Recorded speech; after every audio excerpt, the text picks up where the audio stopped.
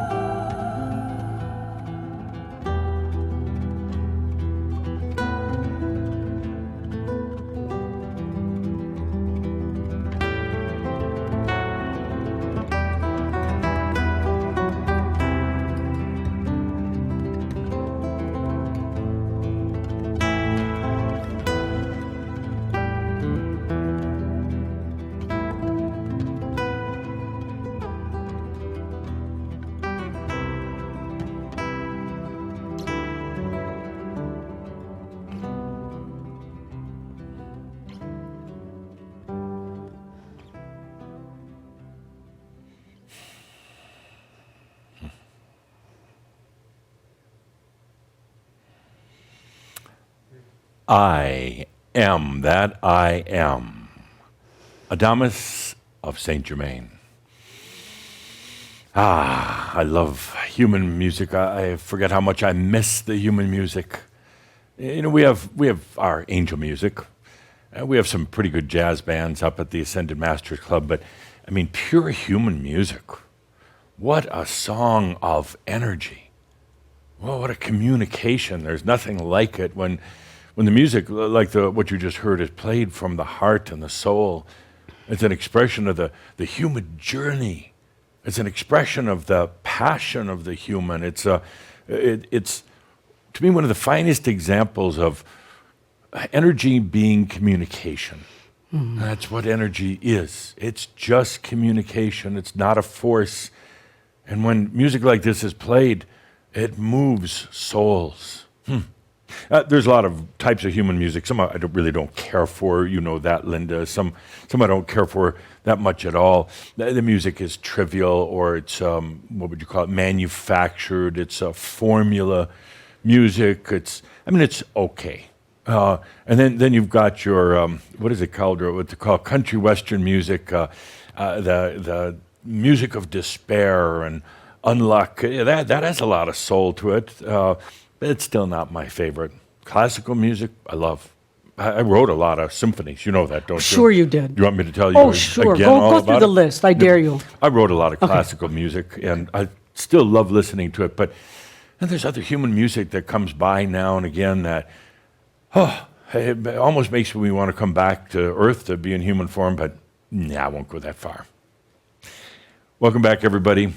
Welcome back. And I say that from many different standpoints. You'll come to understand. Even Caldera will come to understand by the end of the day what I mean by that. But welcome back. You made it through 2020. You all get a special badge that you can wear, or No T-shirt, kidding. or whatever. Welcome back. You made it through that blistering year. I mean, Crazy. What a year it was. With COVID, with the closing of the Order of the Ark, with all the limitations and restrictions, with face masks. Oh, what a thing, face masks.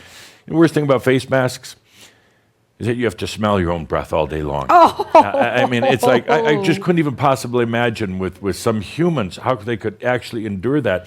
I think it's killing their sense of smell. I think that's what it did. That's why if you get this coronavirus, it'll kill your sense of smell. I think it's because it comes from face masks, having to smell that all day long. But what a year it was. The angelic families coming back together for really the first time. The call went out, and then they're told to disband, to ungroup. Ungroup. Remember, we talked about ungrouping even before the angelic families ungrouped. All the social unrest, everything's at a boiling point right now. Everything happening, well, you just had it this past week in America. You had this great disruption. It didn't actually cause a lot of damage other than to hearts and minds.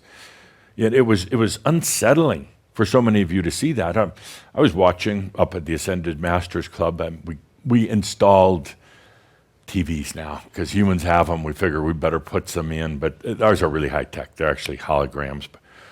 I was watching all this transpire on our Ascended Master holograms, and I remember my journeys to America in my last lifetime. I came to America 5 different times, helped write the Constitution. Actually, I wrote most of it, and others took credit for it. But what's that look, Linda? I mean, that look of Adoration. the look of adoration. Thank you. Yeah, no, I did. I was instrumental in writing, helping to write the Constitution, and it disheartened me to see what I saw on our holograms. But yet, actually, in a way, it didn't. Actually, in a way, you know, Linda, you would think that I'd be crying like an ascended master, silly tears. You know, what's happened to the planet, but. Well, part of me was disheartened. I just don't like seeing that kind of thing. Part of me knew it was very appropriate. It's the right thing at the right time. And actually, I'll be so bold as to say I got up from watching the hologram. I went out into the hall with some of the other ascended masters and called them together and said, this is it. This is it. We're at the right time, at the right place on this planet Earth.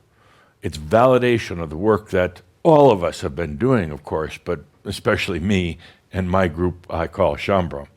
It's validation for what comes next. 2020 behind us. 2021 be interesting. I'll explain more later.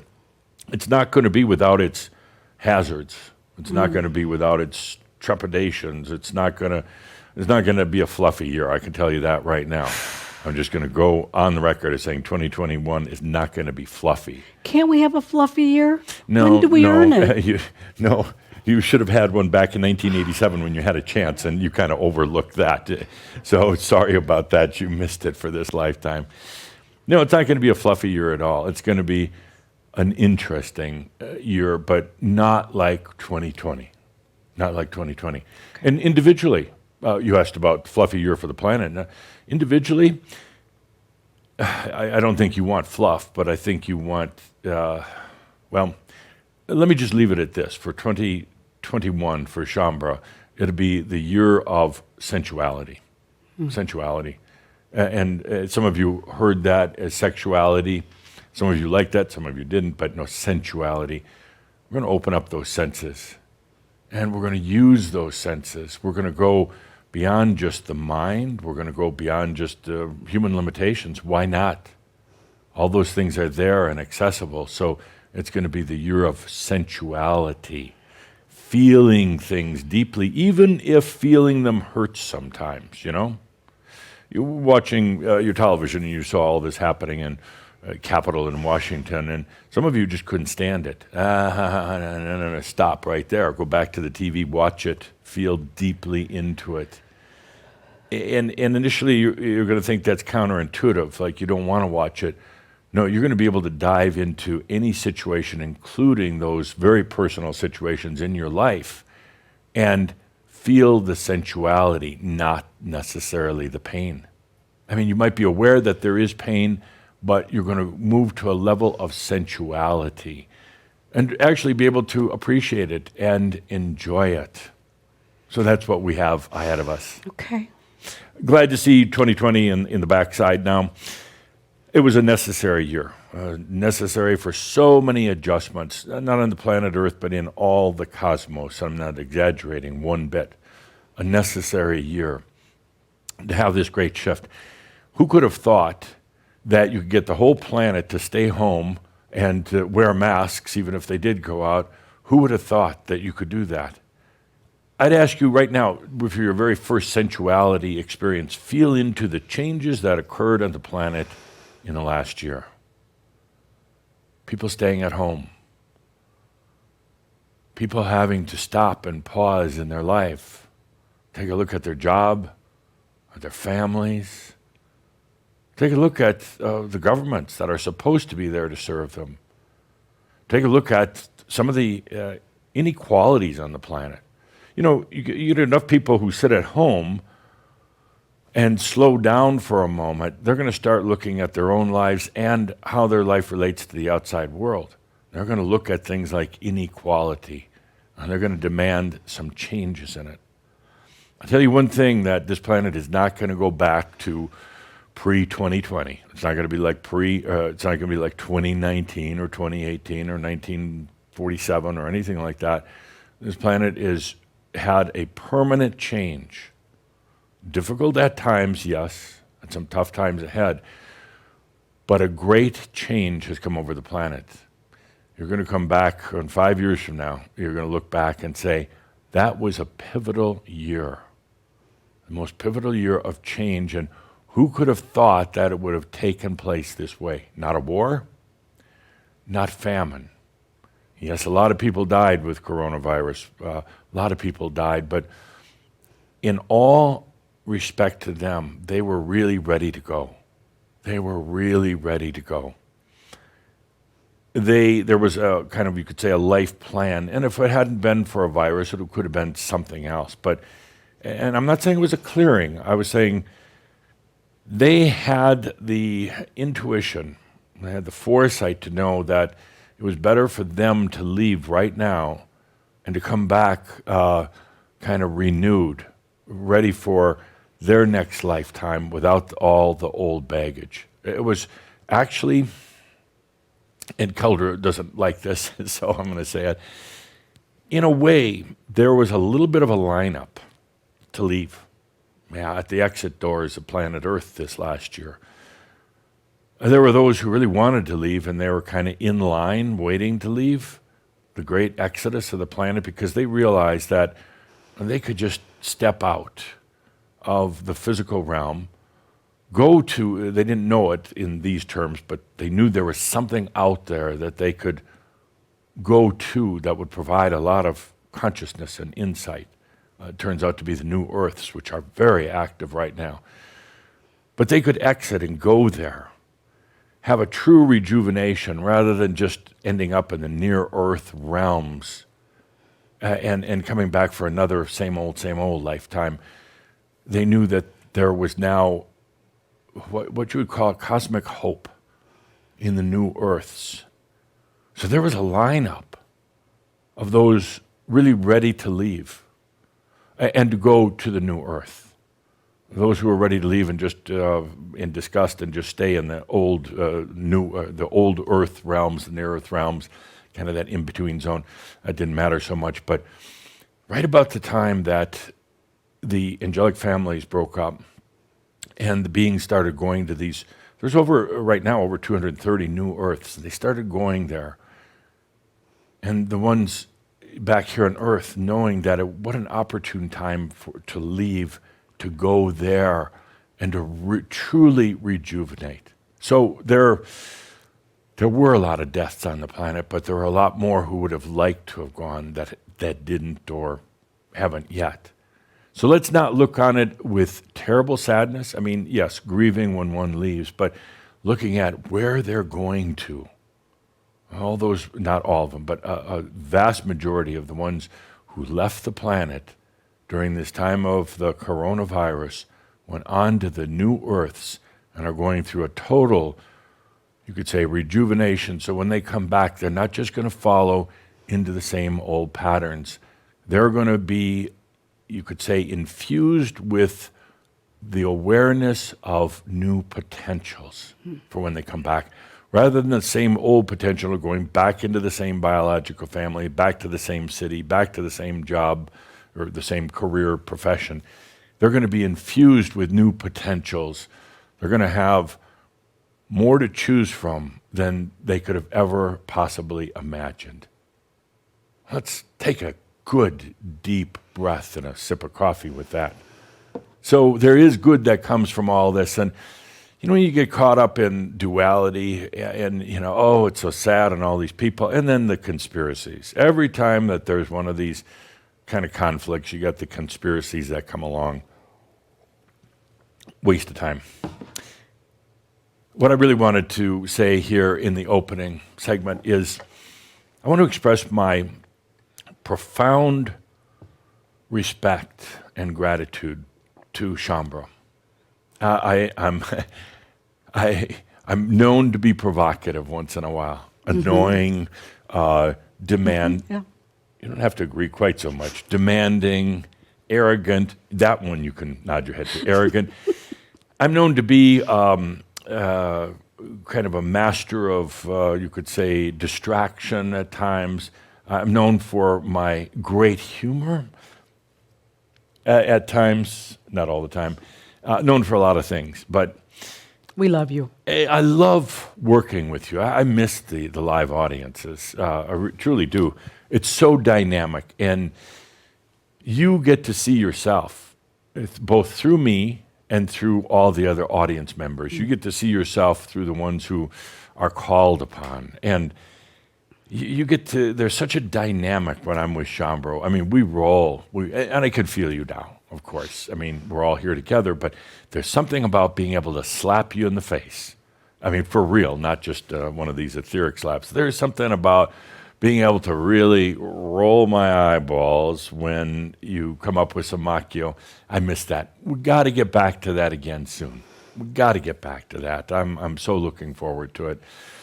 Oh, we had a raffle numbers or something for who gets to, be the first 10 to be back on stage with the Dhammas. That would be great. I'm looking forward to it.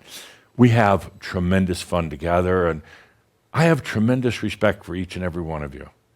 I know how difficult, arduous the journey has been. And we're we're here together. I mean, not together, but we're here together at the beginning of 2021. Who would have thought? Who would have thought?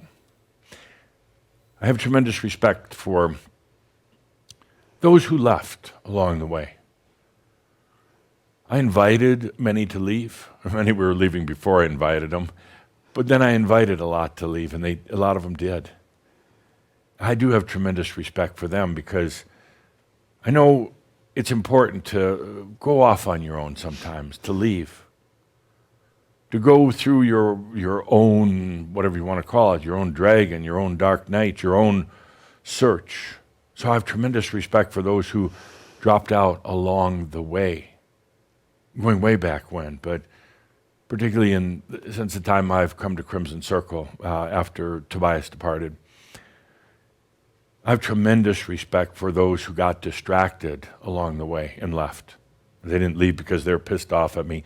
Those I have fun with. They're the ones who get pissed off at me and leave.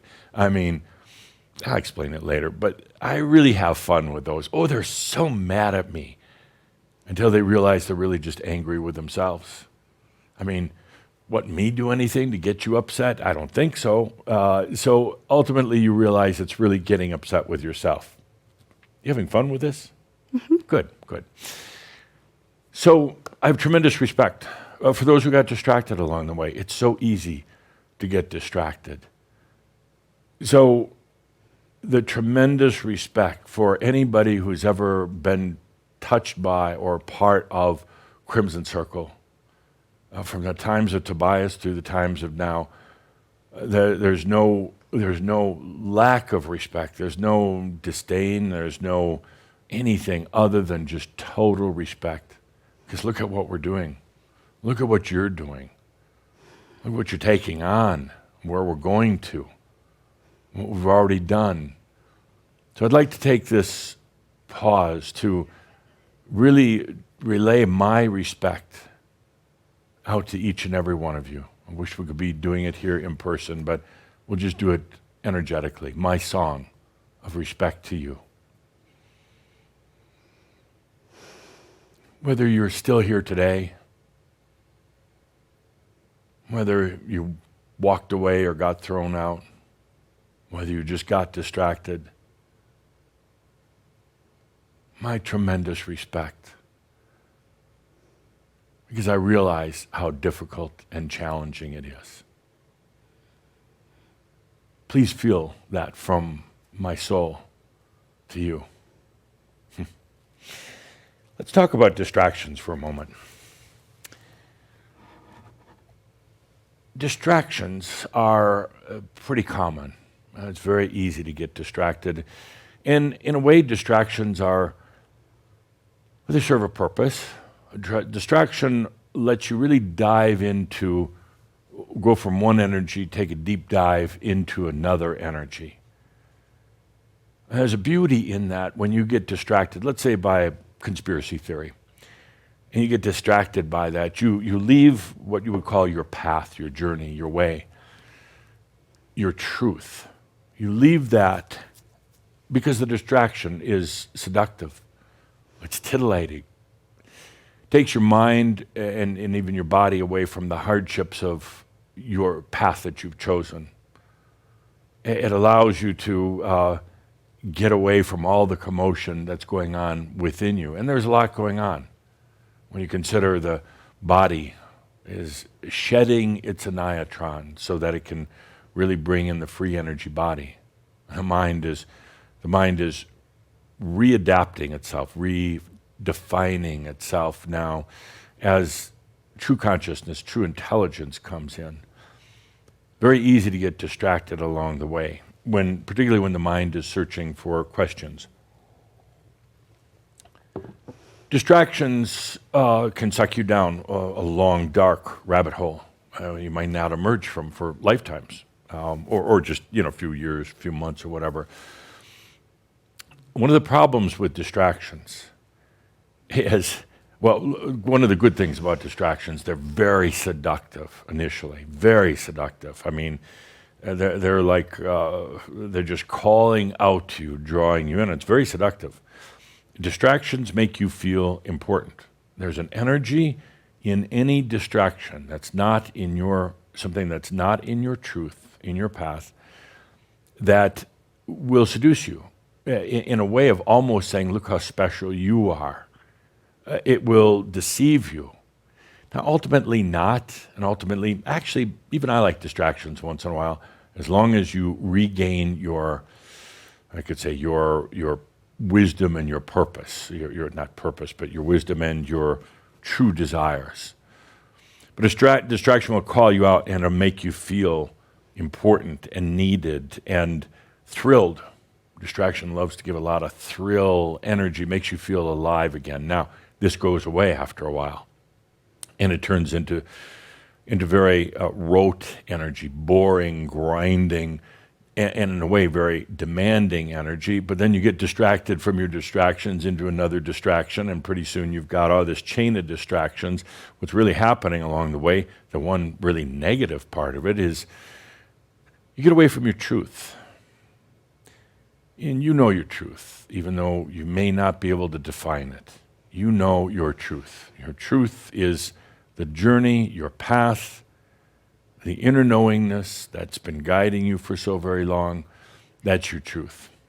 Problem is, you don't really consciously know your truth, all the like mental details of the truth, and that it's not articulated well or written well, but it's there. The truth is there. You get distracted. Very easy to do, very easy. You get distracted, and when you're distracted, you know you're out of your truth. And knowing this makes you feel, well, that you're out of your truth, that there's something wrong, that you're no longer truthful to yourself or anybody else. Then you begin to wear that disguise of being untruthful. And you wake up in the morning and you know, I'm not in my truth.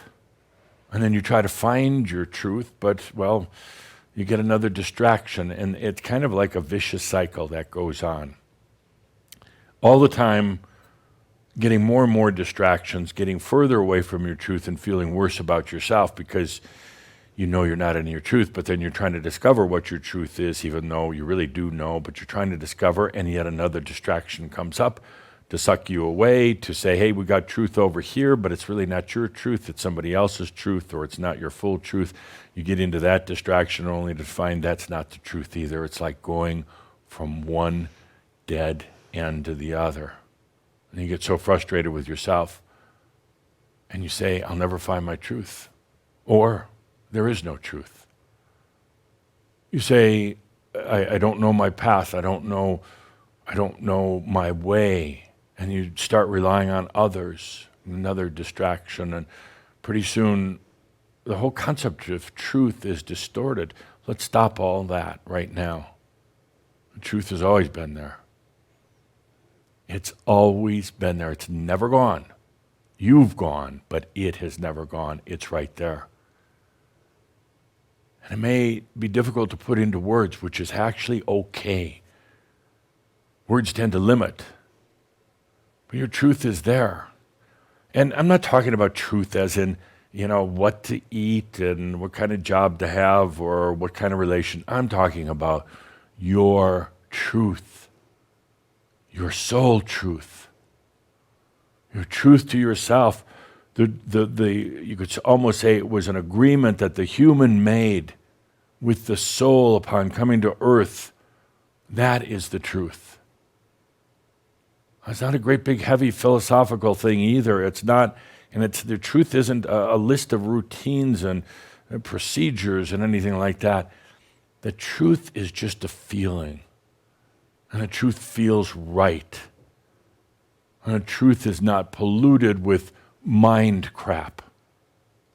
The truth is not about whether you're honest or not. The truth isn't about what kind of job you have or not. The truth is your truth. It's you, it's who you are, it's what the human agreed to do with the soul. That's the truth. And when you go into a distraction, which everybody does, by the way, don't feel bad if you're one of those super distracted people. You get distracted by anything. You hear the telephone ring and your whole life gets distracted.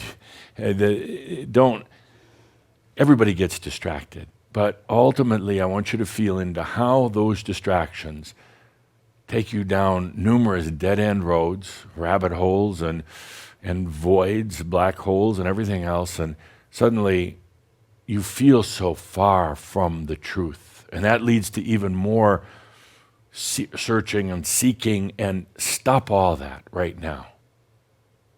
The truth has always been there. And right now, no matter where you are, how many distractions you've gone through, the truth is singing out louder than ever. The truth isn't a nice little sweet cliche. It's not an ism. It's a feeling. And it's a very sensual feeling about yourself. Let's take a good deep breath with that. Distractions.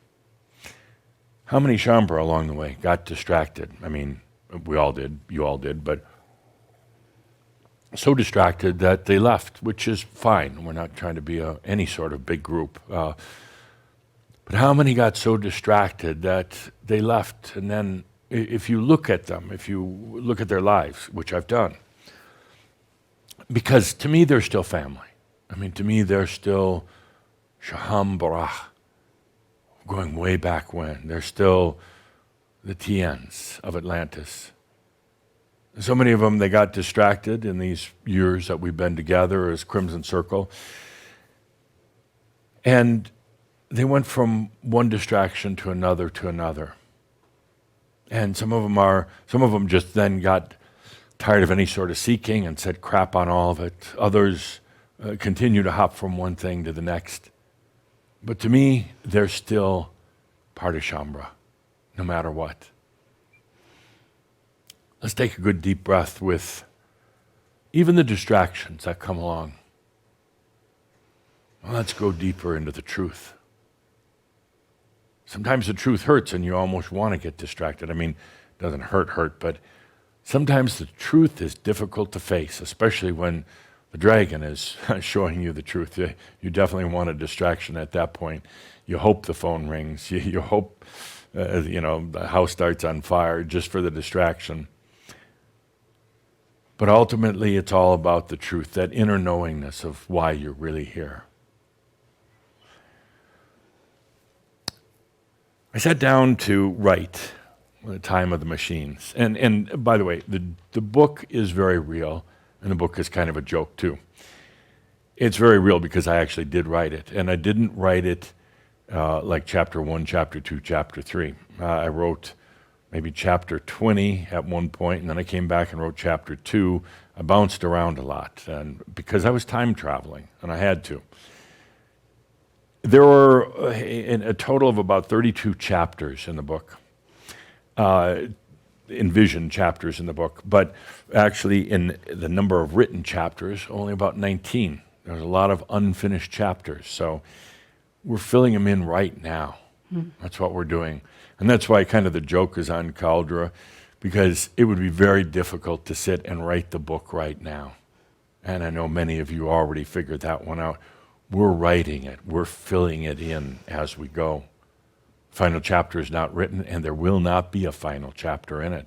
How could there be when it's a continuing story of Shaumbra, of humanity, of this planet, and all that's taking place? So it's a work in progress. So don't give Cauldre any crap anymore about not writing the book. Leave that to me. Excuse me? Leave that to me. I'll give him the crap for not writing the book. Okay. I sat down to write this. I was greatly inspired, actually by my own dragon. Greatly inspired to write it because I'd gotten very, very, very ill. It was right before my full realization, my final time on the planet. I encountered my dragon. And as a result of the encounter, it caused me to do this thing called time traveling.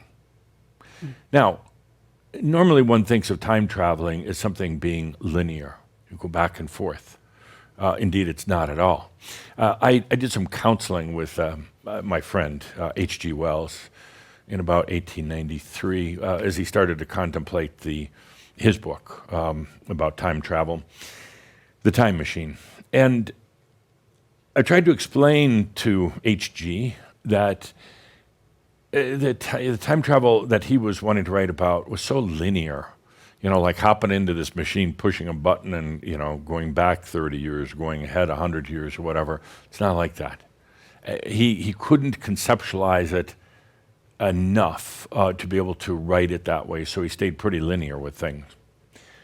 When I sat down to write The Time of Machines, I had this tremendous experience of being, it was like a lucid dream. Some of you have those lucid dreams. It's happening, but it's not like what you would call your everyday reality.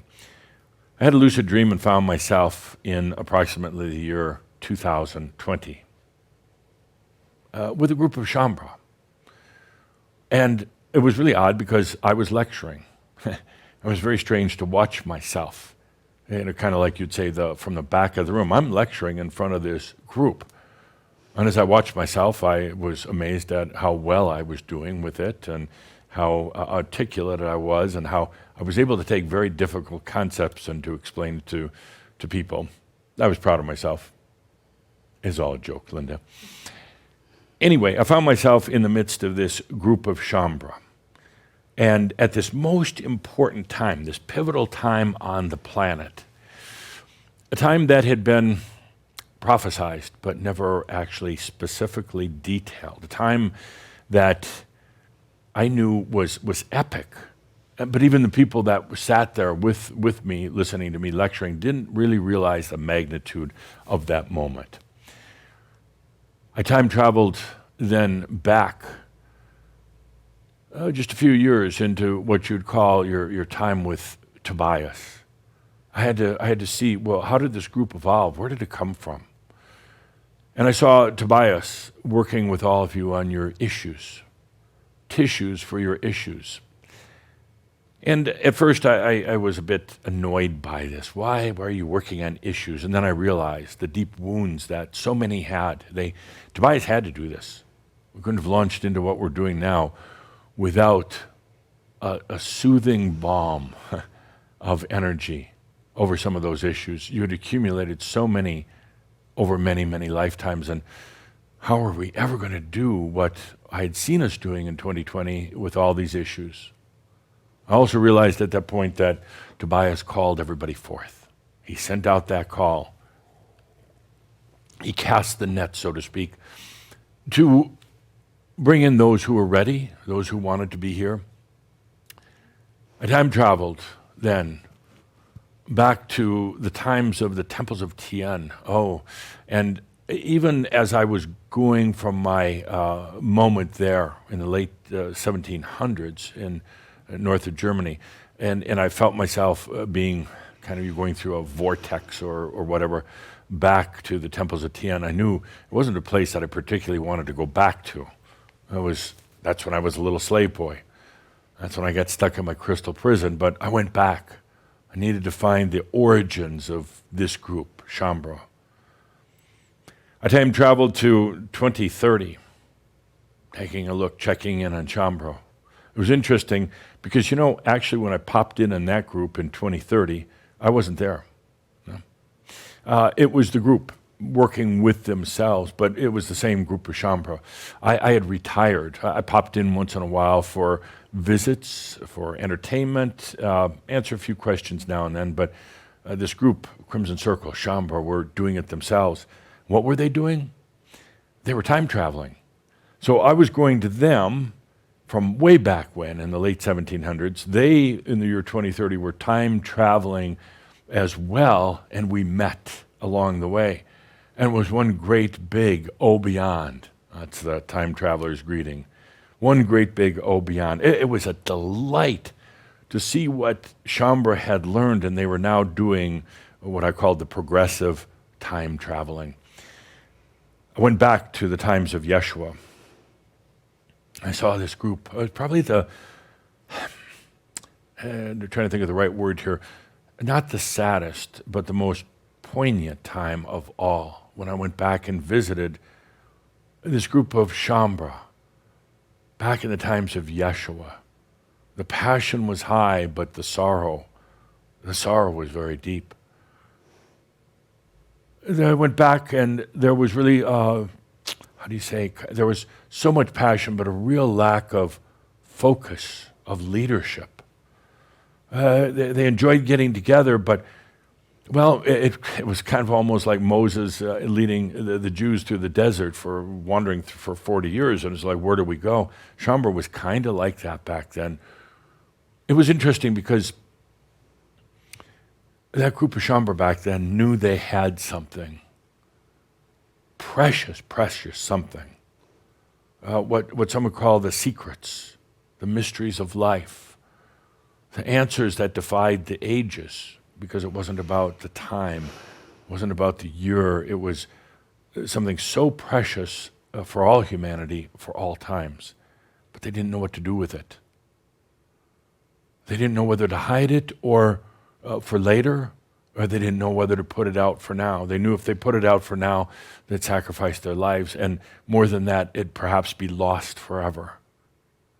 They were lost, trying to decide what to do. It was an interesting experience in the time travel, and perhaps one of the longest chapters in the book, and maybe one of the saddest for me, and I know for you.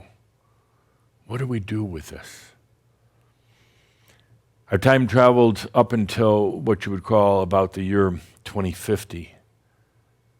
And when I hit this point, I didn't set myself out for that particular year. I just found myself there. It was very, very interesting because I arrived there, let's call it 2050, give or take a few years.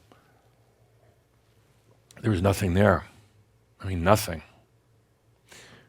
My first thought was that perhaps I'd done my time traveling wrong. I hadn't done it right. I just ended up in a distraction. My second thought was the earth no longer exists. Humans have torn it up. Wow, they've destroyed the planet Earth. There's nothing here. That was a bit startling because that was not the path that I had anticipated for humanity. And then I realized something I think is so important for all of you to realize. Don't always try to find things in the same place, including yourself. You go to find yourself sometimes and it's not there, or it's not the same as what it was a day before.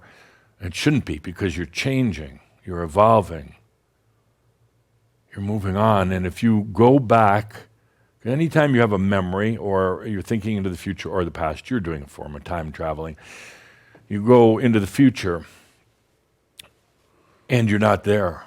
You try to find yourself the way you found yourself yesterday, connect with yourself, connect with your energy, and it's not there. It's only because it's moved. It's different. It's in a different place now. When I hit 2050 and there was nothing there, it wasn't that the earth had destroyed itself. It wasn't that I took a wrong turn on my time travels. It's because things were so different. I was using the same perspective modality, the same, you could say, travel goggles as I'd used before, and they simply didn't apply here. I had to get new travel goggles.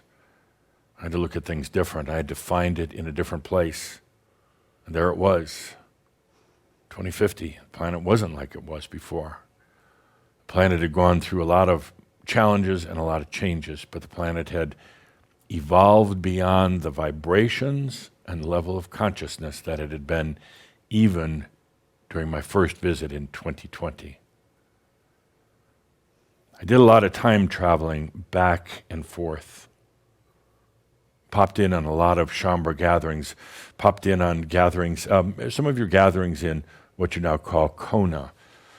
Popped in even on myself as Samuel Clemens, Mark Twain, and was delighted by his humor and his awareness and his ability to communicate. One thing I can say about most all of my contemporary past lives identities that they're all good communicators. They're all good communicators. That was important because Shakespeare, come on, Mark Twain, and some of the others, they were great communicators. When you look at it now and you say, well, I wonder why that is, because energy is just communication. They were adept at using energy. Energy communicates. I travel back and forth. I had a fascinating time with this. And I say this because this is something you're going to be doing. You're going to be in a sensual mode this year that will actually open the door to real-time travel, which doesn't mean just going back and forth on a linear line. It's so much more than that. You're going to be able to perceive things, but in a different way. But when you do, when you're time traveling, particularly into what you call your future, you need to change your perspective, the way you view and interpret things, because it's going to be very different. You're going to be very different. If you were to meet yourself right now, if you were to meet your future self right now, the future of, let's say, 10 years from now, and you were expecting to time travel from here to there to meet yourself, you'd miss yourself. Like going to a busy street corner and you knew you were going to meet yourself there and nothing happened. A lot of other things did. Actually, your future self was there. You just used a limited perspective to try to become aware of your future self. Your future self is so different, it doesn't fit into the other people, to the buildings, to the vibration of that moment. Your future self is, you could say, so realized. And I don't necessarily like these words, but I'll say them. It's at a higher vibration level. I don't even like that. Your future self is singing a totally different song than everybody else, and even a different song than you're singing right now. So I did a lot of time traveling and thoroughly enjoyed it. Brings us back to 2020, the pivotal year, the year of changes that then allowed the movement into what we now call 2021. And here we are. I'm going to start the year off. I'd like to ask a very simple question. I wish we had an audience in person here, but I'm going to ask the question anyway. And that question is really quite simple. And it's, so why are you here? Why are you here? Your mind is going to ring out a bunch of answers. Just rattle them off. Let's get past that. Those are Makio. I'll ask you again, why are you here? Why are you here on the planet right now? Why are you here with Shaumbra? Why are you here at this time of machines? Feel into that for a moment.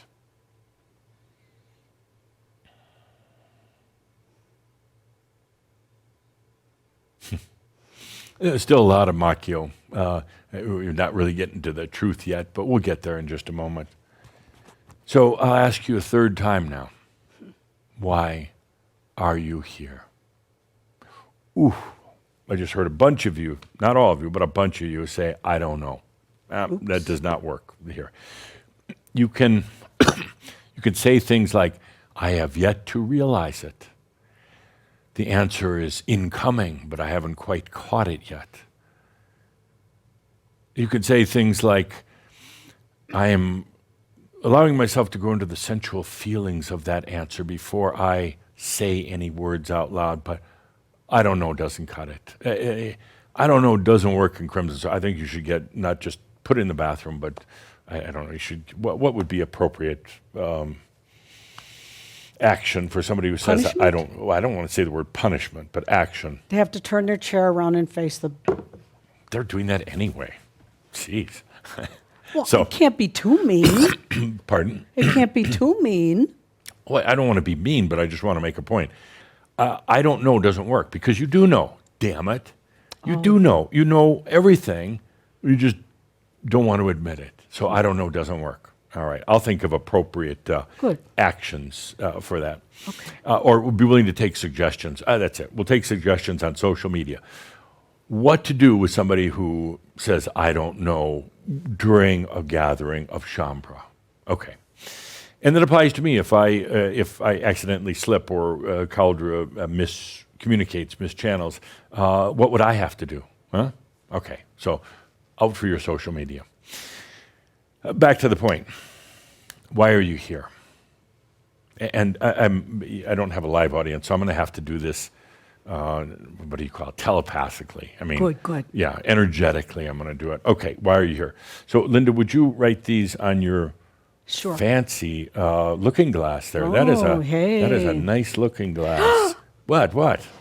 Okay, so Linda's all set to write some of these down. Just I was going to say shot them out, but just project them, radiate them out. Passion. All right, quite a few passions on that list. You're here Is that for a your word you want written down? yeah. You're here for your passion. Good one. Okay, integration. Hang on, slow down. Linda can only write so fast. You're here for your passion. Integration is the next one. You're here to integrate, and a lot, many lifetimes, many aspects. Integration is probably I would say, the biggest, the most time and energy consuming of all the tasks that you're going through. You're doing a lot of other things, but integration is kind of the net result of it, and there's a tremendous amount of integration going on. Next one is clearing. Yeah, clearing. A lot of you are saying that. Just getting rid of the crap. You got to get rid of the crap in order to move forward. You're going to get stopped. You're going to absolutely get stopped in your journey, whatever you want to call it, if you're carrying a lot of crap. And it's you stopping yourself, but I'll be happy to assist with just stopping you to clear the crap. Next one, I'm hearing karma. Okay, karma, clearing, kind of the same. Karma? Karma, yeah, with a C. So Karma with a C. I am joking, dear Linda. So I'm just trying to distract you. Talking about distractions today. So we have karma. I'm not a big fan of karma because it's self-inflicted damage. You don't have to carry it around, but okay, karma. You're here to let go of your karma, but we're not really a karma-based organization. Yeah, we're kind of karma-free, if you know what I mean. So you don't have to have karma unless you want, and if you want it, great, you can have it. What else? I'm hearing realization. Well, that's a big duh. You're here for your realization. You know, I want to remind everybody, realization is not a goal. Realization is an allowing. That's it. You don't get to realization. You just allow realization. It's already there. I found that in the time travels again. One of the greatest, funniest things was interviewing so many of you in about the year, I think I came in at about 2027, I think it was. I did a whole series of interviews after I'd kind of semi-retired from Crimson Circle. I came back and interviewed, and it was amazing in the interviews, a number of you who were realized masters who said, that was stupid. Yeah, I kept on trying to do realization. I kept on trying to, force realization or work at it. And it was only when I finally gave up on it that I realized that I already was. Isn't that funny? I mean, you have to pretty much give up on it or allow it. But you have to stop seeing it as an end point to something and just realize it's always there. It was just longing to come out. It was longing to be there, but you're so distracted and obsessed, it took a while until you finally said, screw everything. All right, what else do we have out there that I'm hearing? Okay. How do you put this? Because I'm hearing it from multiple sources. Help other humans, I guess is the best way to say it. Yeah, well, that's a huge distraction in a way, because the funny thing is you are anyway, without having to put it as one of the things on your list, without having to say this comes from my passion, this is why I'm here to help humanity. But you are anyway. So if it's an anyway, why even put it on the list? But well, we'll keep it. I hear what you're saying. Yeah, because a lot of what you are doing now is helping others, but don't do it to help others. That's a really big distraction and a really big trap. And I know some of you are like, well, you want to maintain this do-gooder side of yourself. You are doing good if you take care of yourself, but you have this feeling that you just have to take care of everyone and everything and worry about everyone and everything. And then if you have any energy left at the end of the day to try to take care of yourself, it doesn't work so well. So helping others, all right, it's on the list. What else am I hearing out there? Dragon. Okay, dragon, that's a good one. You're here for your dragon. Isn't that a truth? The dragon is such an essential part of what you're doing because it's going to go in and find anything that needs integration, anything that needs clearing, anything that needs rebalancing, throwing out, anything that isn't in truth about yourself. It's going to find it so it can be released. It can be released. So yes, you're here for the dragon. There's a lot of others that I'm hearing, but this kind of covers the main ones. Things like I'm here to discover myself. I'm here for my soul. These are all good things. This one I like. I'm here to learn Adamus physics. We'll put that on the list. It's really what I'm here for, just to share with you what you already know, the physics of reality, to learn Adamus physics. And you can underline Adamus on that one, Linda. Oh, he went away. Oh, no. Oh, no. Help bring me back. Oh, no, he went away. That's all right, because we were done with that. We were done with that, so you just put that away. Okay. Why are you here? Such a good question to ask as we begin 2020. And all of these answers are correct. And there's many, many, many, many more answers that could be put on there. But right now, I'd like to take a deep dive into why you're here. We're going to put on some music, and this is the first of 2 mirabs for the day. I just want to let you know, in case you have to use the restroom, that this isn't going to be a short one. So this first mirab will be, but let's put on that music and get into that mirab kind of consciousness. Why are you here? So all these answers were correct. You're here to integrate. You're here for realization. You're here for a lot of clearing. And some of you said things like, I'm here to learn to love myself. Yes. But actually I didn't include that one on the list. I'm here to learn to love myself because I think as a result of what we're going to do here today, there's no learning how to love yourself. You remember why you're really here? How this all ties in. You're going to love yourself. You're going to see yourself in a whole different way, and you're going to love yourself for what you've been through. So let's take a deep breath and let's go deep, deep. There's a lot of good answers there, but there's something else. There's something else in there. Why are you here? I'm going to ask you to feel into it. This is our second experience with true sensuality, true feelings. Why are you here? It started a long time ago.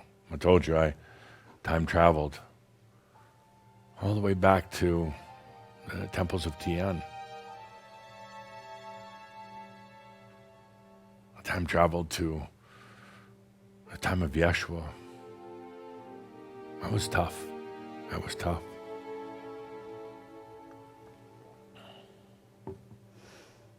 I time traveled quite a bit in what would you call the Crusades with the Knights Templars. So many of you came from that. I'm surprised there's not more discussion amongst you about And not just the Knights Templars, but some of the other sacred organizations. You know what you were holding back at the time of Yeshua? What were the real secrets, the real mysteries, real, I could say, it was almost like you were holding the chalice glass, a chalice cup that was the real truth. You come up from the Essenes. I carried it for a long time. The Essenes carried it literally all the way from Atlantis. I'm talking about, time travel perspective. They'd carried that. The Essenes, they came up in the area you now know as Egypt, land of the pyramids. Came up from underground. They populated in that region, what's now known as Egypt and Israel, Jordan, those areas. And you had this great mystery about life, the true divinity. But I guess the concern was that humans weren't quite ready for it. Not individual humans, but governments and the churches, the temples, they weren't ready for it. So those divine formula that was carried through by the Knights Templar. It wasn't just about the knights protecting the pilgrims going to Israel. Well, they did that, but there was a reason they did that. All had to do with that sacred chalice within.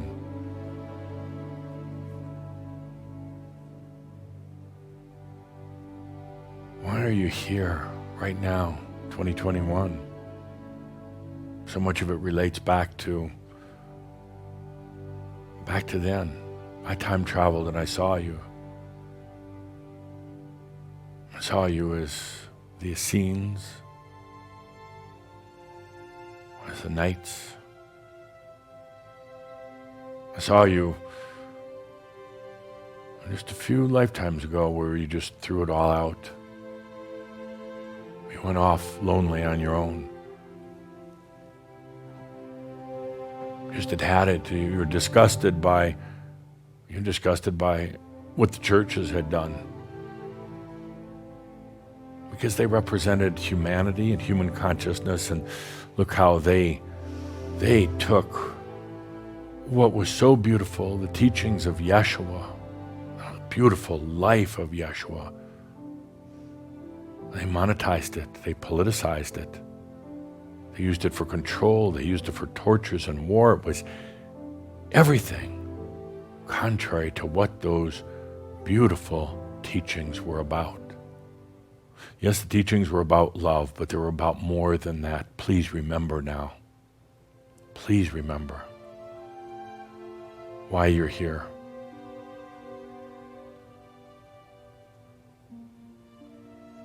Why you've endured when others have dropped out. Why you've held your truth even though you didn't know exactly what it was. You couldn't define it or write it or say it out loud. Why you held in there. Why you made it through 2020. Now you're into 2021. Why are you here? What was it? Going back all the way to the temples of Tien and with the Essenes. Many of you scattered after that and went to all different corners of the world, took on different identities. Some of you getting very, very distracted. Some, as I said, involved with the Knights. And what you read about the Knights, maybe about 20% of what they really were. want to get too focused on that, but for some of you, it's such an important piece of the puzzle, preserving the purity of the messages of why you're here, why you would go through all these lifetimes, all this hardship, why you at times would find it almost unbearable, but yet you made it. Why are you here? At this time of machines, at the time of realization, why are you here? Feel into that for a moment. It may not be words. It could just be a sensual feeling, but why are you here?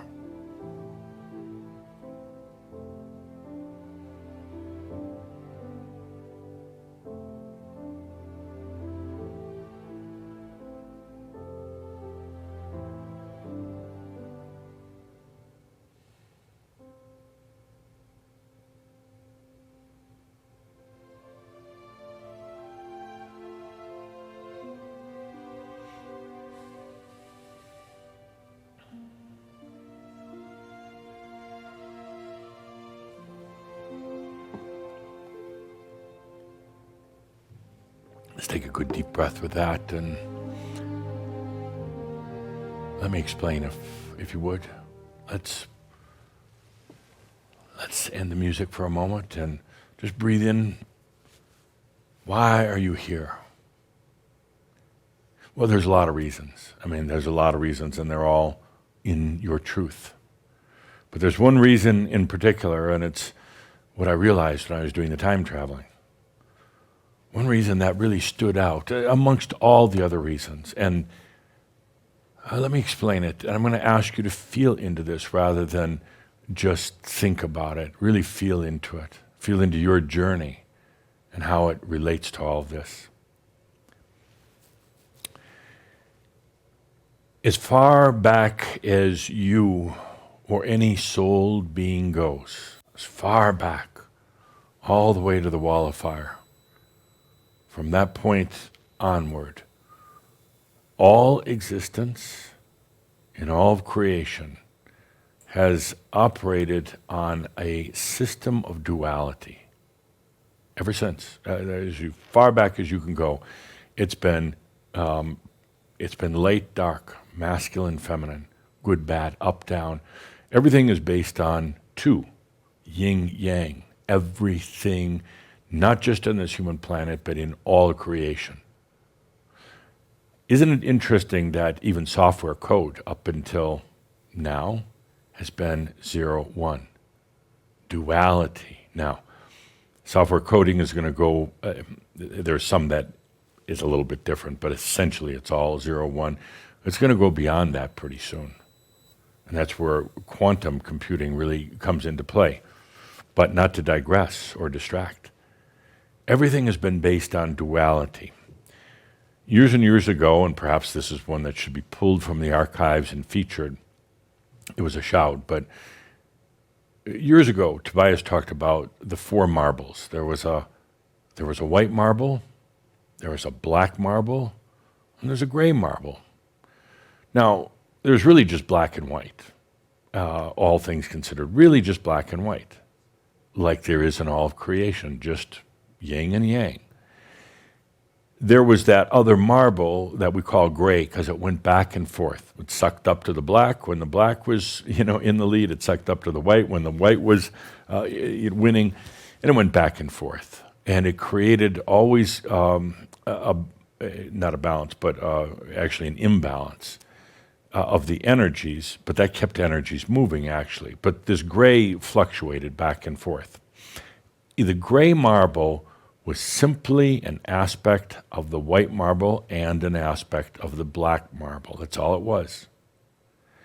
And that's the way everything was for as long as the story could be remembered. You had your black and you had your white, and then you had a gray aspect that shifted back and forth, but it was still contained within duality, within two.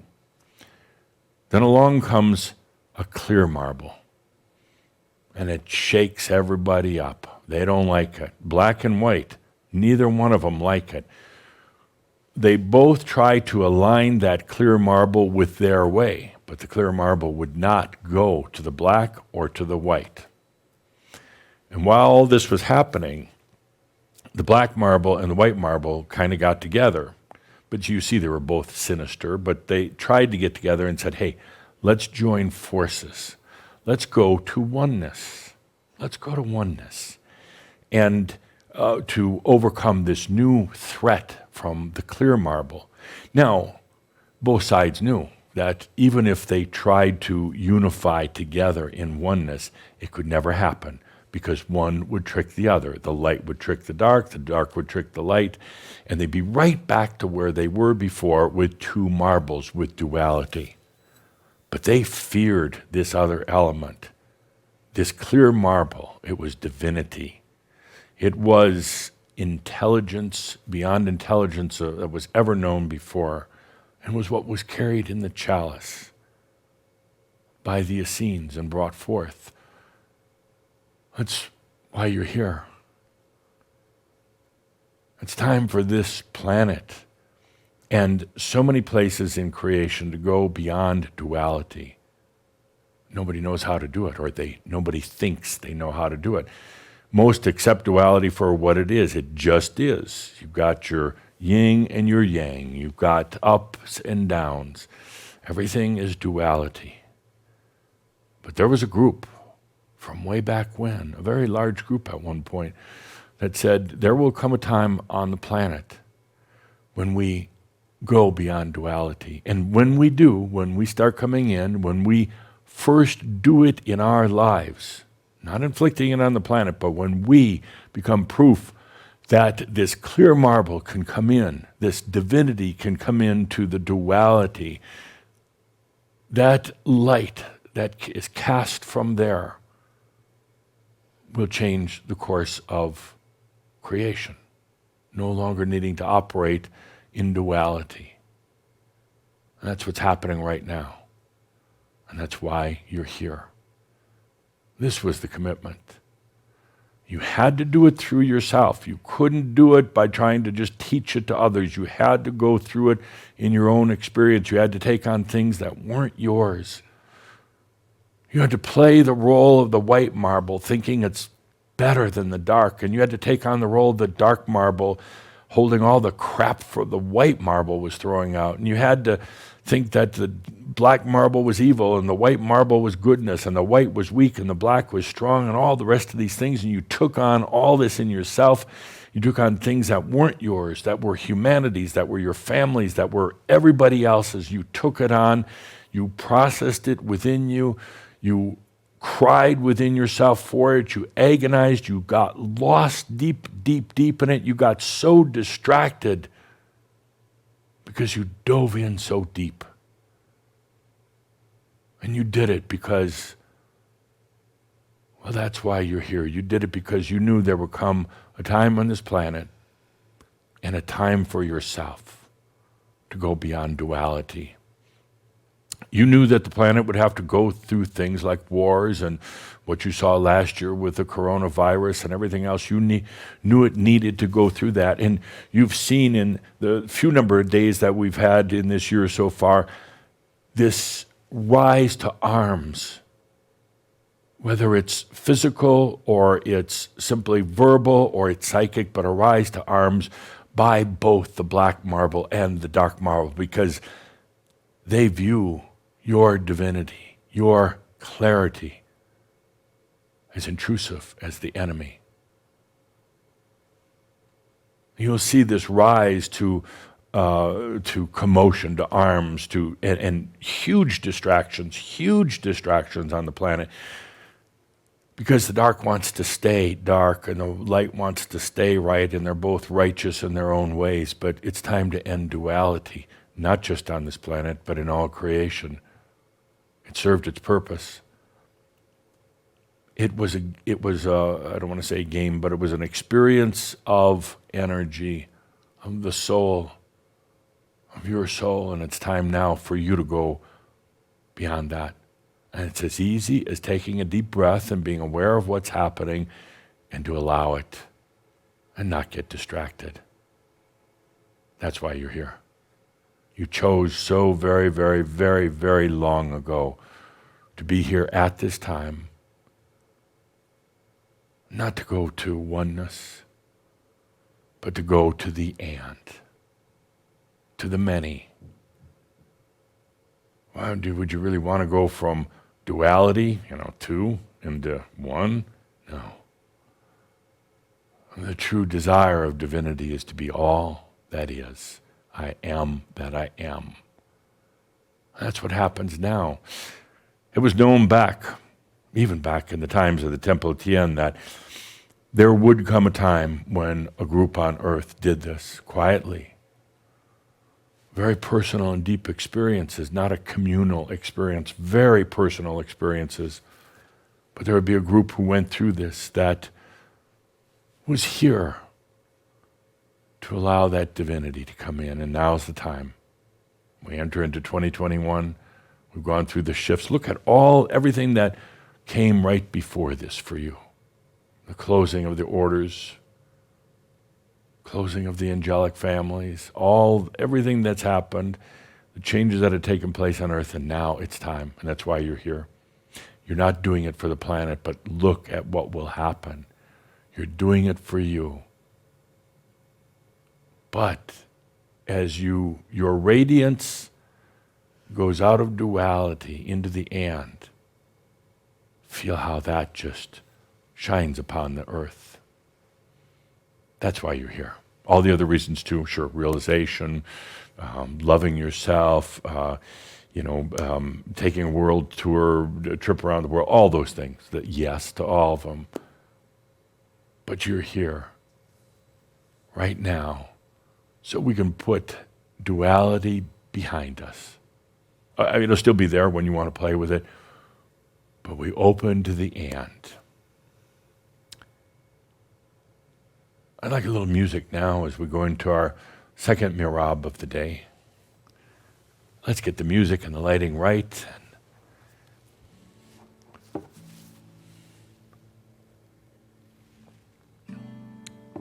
The funny thing is that you knew all this. You just, you do that thing where you get distracted, you pretend you don't know. If you really feel into it, with your sensual feelings, this has been a long time coming. It's not to say that duality is bad. It was a way of living. But now, somebody's got to go beyond. The others they're so involved in duality, they're defending it, they're believing in it so strongly, they're afraid to move on. Somebody had to do it. We had to close all the angelic families. We had to shift and change so many things. And now the timing's perfect. So when I landed, one of my time travels from the time of machines, I landed in 2021. I didn't come there right away. I landed in 2021 and I saw what was taking place with Shaumbra. It hadn't affected the world yet. It'd be years before that happened, but I saw that move out of duality into the great and. You don't need just yin and yang. There's yang and gong and wang and dong and fong and song, and there's all those. Not just yin and yang. It's kind of uncomfortable moving out of an old operating system, but somebody's got to do it. That was what was carried in the chalice. That was the song of the Essenes. Taken a couple thousand years to get here, but this is it. This is the real time. What I'd like to do in this mirab, actually, though, join me, because here we sit today. I don't know how many are in this shroud right now. I don't know. Did I say I don't know? Punish me, please. No, I have to finish we'll do it at punishment after. I have yet to calculate how many are literally in this shroud, how many will watch it later. I've yet to feel into the total energies because I'm so preoccupied with what I'm doing here with you. But I would say that along the way, we lost about 98.35% of the ones we started out with. I'm talking about from the time of the Essenes, the time of Yeshua. We lost quite a few. Even after Tobias came in, some popped in and popped out. Lost a lot when I came in. They couldn't, bear the magnificence, I guess, or something. All right, it's my humor. And Calder saying probably my breath, but we lost a lot. They got distracted. Easy to do. So easy to do.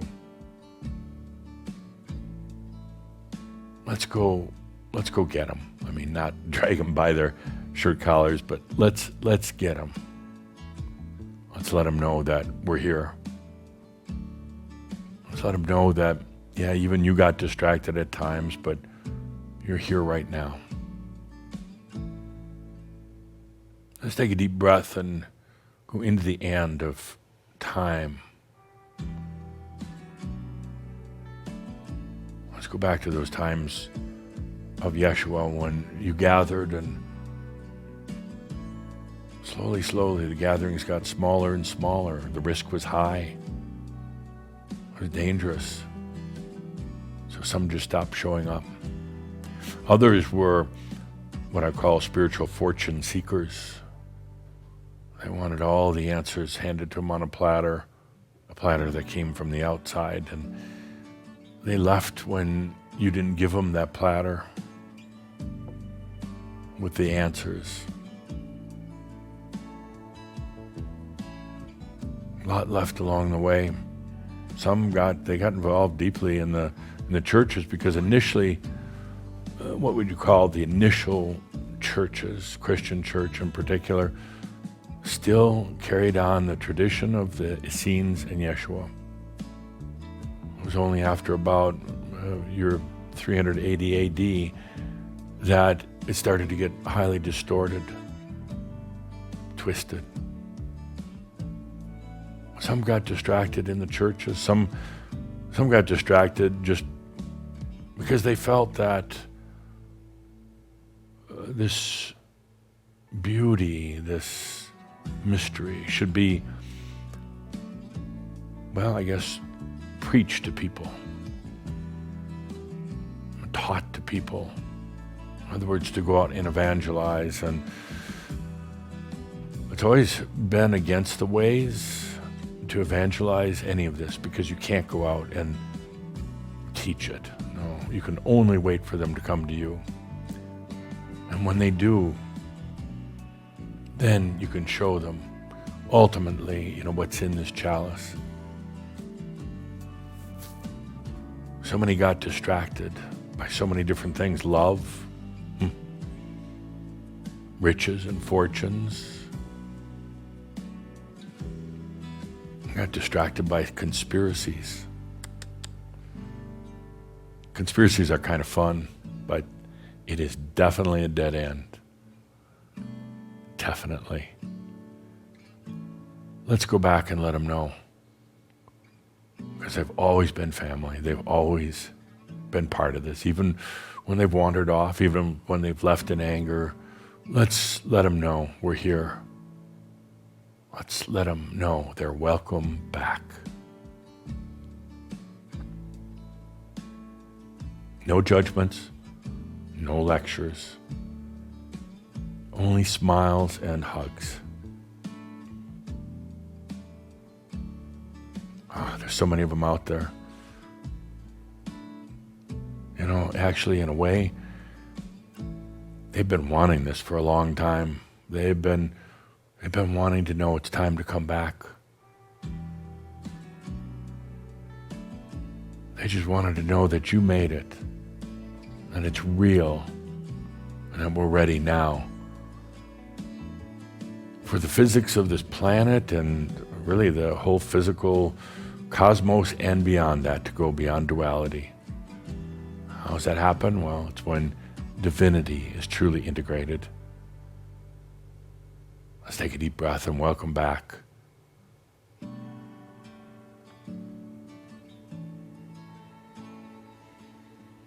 To all those who got distracted, to all those who felt rejected, to all those who felt superior, and to all those who forgot about the truth.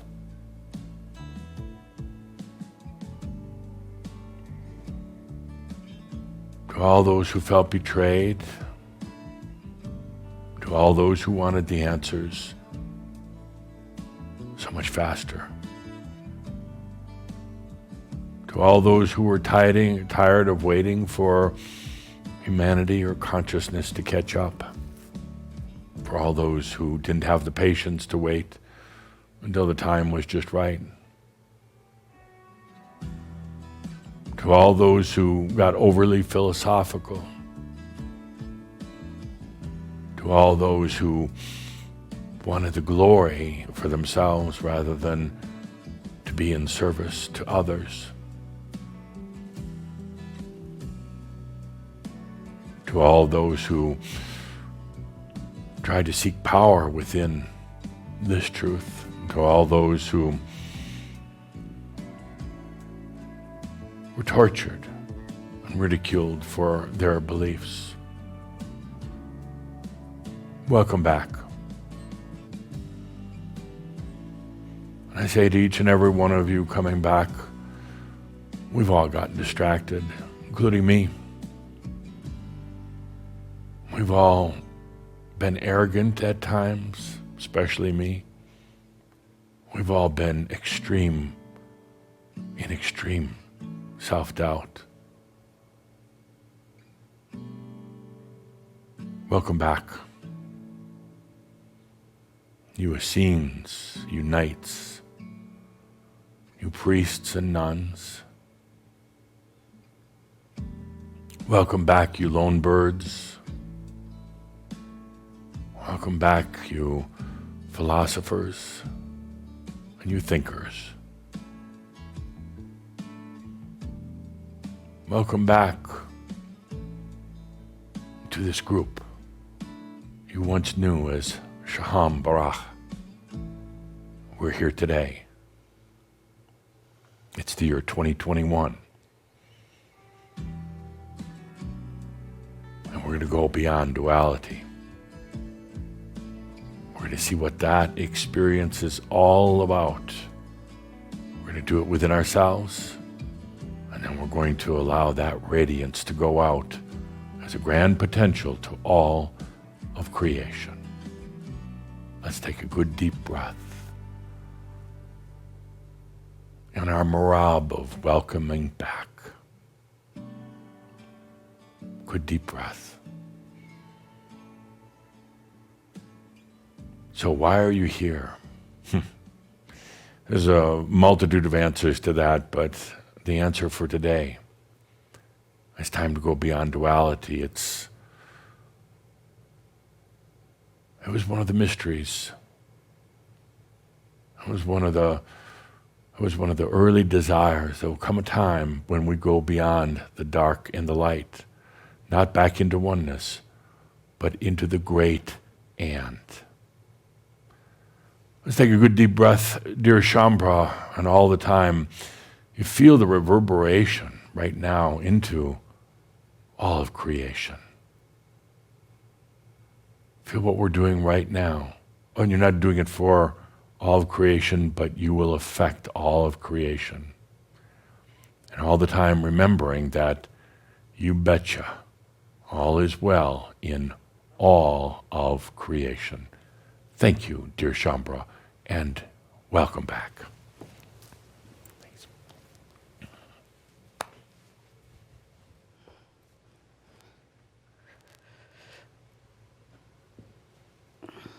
And so it is.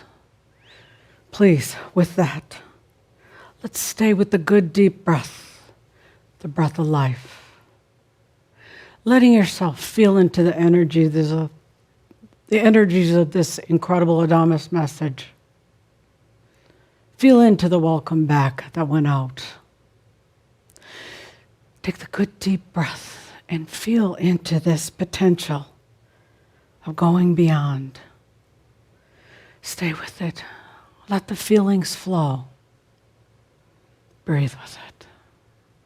Breathe with it. It's the good deep breath that really allows the integration. Stay with that good deep breath. Thank you for being a part of this shout. We'll be back the first Saturday of February for more of Merlin I Am.